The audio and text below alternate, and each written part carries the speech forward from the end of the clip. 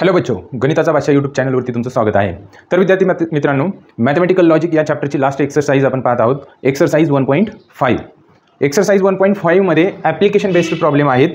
आता ह्याच्यामध्ये क्वेश्चन 1 काय विचारलं आहे बघा. Express the following circuit in the symbolic form of a logic and write the input output table. आधी आपण सुरुवातीला एक्सरसाइजमध्ये ट्रूथ टेबल बघितले आणि ट्रूथ टेबलमध्ये काय बघितलं तर ट्रूथ टेबलमध्ये ट्रू फॉल्स ह्या स्वरूपामधले जे टेबल होते त्याला ट्रूथ टेबल म्हणायचं. आता इनपुट आउटपुट टेबल कशाला म्हणायचं तर इथं ट्रू फॉल्स ऐवजी काय असणार आहे तर 1 आणि 0 असणार आहे. ट्रू म्हणजे 1 आणि फॉल्स म्हणजे 0. थोडक्यामध्ये जर एखादं करंट फ्लो होत असेल तर स्विच ऑन असेल तर काय म्हणायचं ट्रू आणि स्विच ऑफ असेल तर फॉल्स. म्हणजे समजा बल्ब लागला तर 1 म्हणायचं आणि बल्ब नाही लागला तर 0 म्हणायचं. तर आपण ट्रूथ टेबल जसे पाहिले तसेच इनपुट आउटपुट टेबल पण पाहणार आहोत. ह्याच्यामध्ये दोन कन्सेप्ट महत्त्वाचे आहेत. पहा, एक कन्सेप्ट आहे ऑर आणि एक कन्सेप्ट आहे अँड. तर बघा, जर आपण स्विच जर असं कनेक्ट केलं, हे बघा दोन स्विच घेऊया, S1 आणि S2 हे दोन स्विच घेतले आणि हे दोन्ही स्विच कसे कनेक्ट आहेत सिरीजमध्ये कनेक्ट आहेत. जर असे दोन स्विच सिरीजमध्ये कनेक्ट असतील तर तिथे घ्यायचं ह्या स्विच S1ला P म्हणू आणि स्विच S2ला आपण Q असं नाव देऊ. आणि हे जर सिरीजमध्ये कनेक्ट असेल तर अँड लिहायचं. त्याला सिरीजमध्ये कनेक्ट असेल तर काय लिहायचं अँड लिहायचं.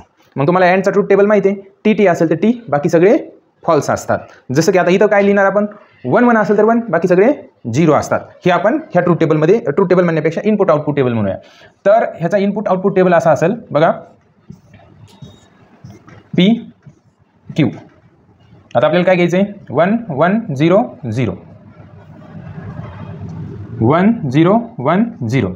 तर अँडचा ट्रूथ टेबल म्हणजेच आता इथं अँडचा इनपुट आउटपुट टेबल काय सांगेल 1 असेल तर 1, बाकी सगळे 0 असतात. हा अँडचा इनपुट आउटपुट टेबल आहे. तसंच आता ऑरचा पाहूया. ऑरचा पाहण्यासाठी आपण काय करूया, दोन स्विचला सिरीजमध्ये कनेक्ट करूया. हे पहा, दोन स्विच आहेत S1 S2. हे दोन स्विच कसे कनेक्ट आहेत पॅरलल कनेक्ट आहेत. कसे कनेक्ट आहेत पॅरलल. मग हे दोन स्विच जर पॅरलल कनेक्ट असतील तर S1ला आपण P नाव देऊ आणि S2ला Q नाव देऊ.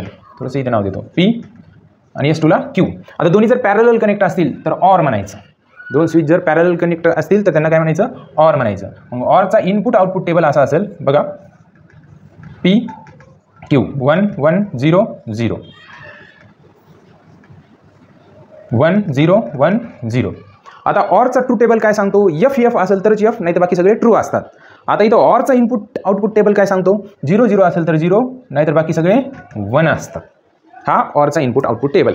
मग ह्या दोन्हीचा यूज करायचा आहे आपल्याला, अँडचा आणि ऑरचा. ह्याच्यानुसार काय करायचं आहे आता बघा, त्यांनी एक स्विचिंग सर्किट दिलं आहे, त्याला आपल्याला सिम्बॉलिक फॉर्ममध्ये लिहायचं आहे. सिम्बॉलिक फॉर्ममध्ये लिहून झाल्यानंतर त्याचा इनपुट आउटपुट टेबल ड्रॉ करायचं आहे आपल्याला. तर सिम्पल आहे बघा कसं ड्रॉ करायचं. तर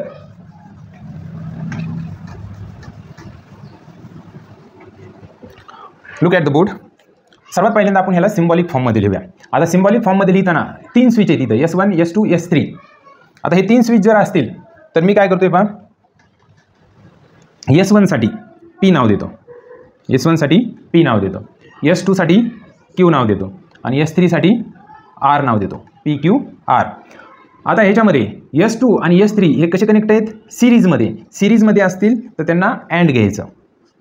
हे क्लोज करूया आपण. आणि हे टोटल ऑर म्हणजे पॅरललमध्ये कनेक्ट आहे कशाला S1ला, त्याला P म्हटलं आहे आपण. मग इथं काय घेणार आपण ऑर घेणार. हा झाला सिम्बॉलिक फॉर्म. आता ह्या सिम्बॉलिक फॉर्मला काय करायचं आहे आपल्याला इनपुट आउटपुट टेबलमध्ये लिहायचं आहे. आता किती तर 1 2 3 आहे इथं. मग 3 जर असतील तर याचा इनपुट आउटपुट टेबल असा असेल बघा, input output table P Q R. आता PQR असेल तर पहा इथं लिहायचं आपल्याला PQR मध्ये 1 1 1 1 0 0 0 0. 4 वेळेस 1 लिहिले आपण आणि 4 वेळेस 0 लिहिले.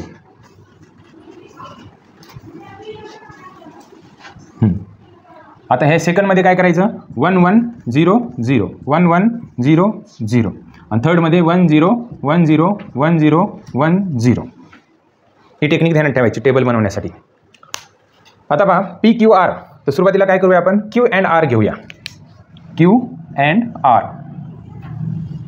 आता अँडच्या इनपुट आउटपुट टेबलमध्ये काय सांगितलं आता मी 1 1 असेल तरच 1, बाकी सगळे 0 असतात. मग अँडच्या ट्रूथ टेबलमध्ये बघा Qचा कॉलम आणि Rचा कॉलम, Q आणि Rचा कॉलम बघूया. 1 1 असेल तर 1, 1 1 असेल तर 1, नाहीतर बाकी सगळे काय असतात 0 असतात, 0. क्लिअर. तसंच आता हा ब्रॅकेट म्हणजे हा ब्रॅकेट कशासोबत कनेक्ट आहे, पी सोबत. मग बघा P or in the bracket Q and R.